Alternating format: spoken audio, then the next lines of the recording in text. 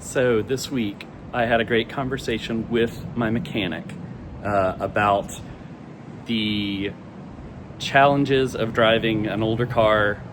Sometimes they have engine problems that you really can't fix, or that it's so expensive it's just not worth it for the cost of the older car.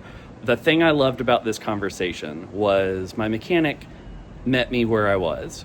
And I think that's what we all strive to do as IT professionals when we're meeting with our stakeholders. So my car has an engine flaw. It's a fundamental design flaw. It's not going to get better.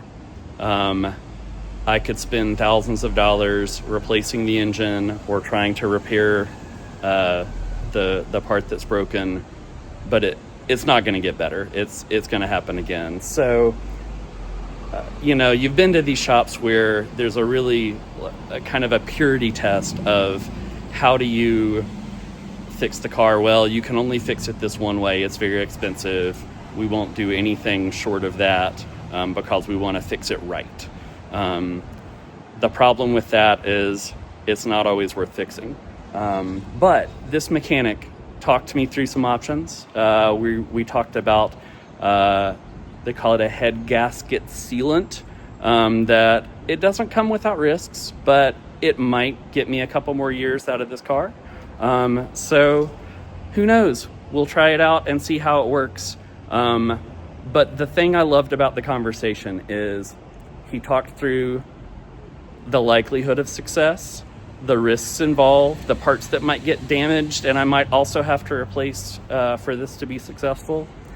But it reminded me of having a conversation with my stakeholders to say, hey, it's your call whether you spend a lot of money on this very highly available, very expensive IT system.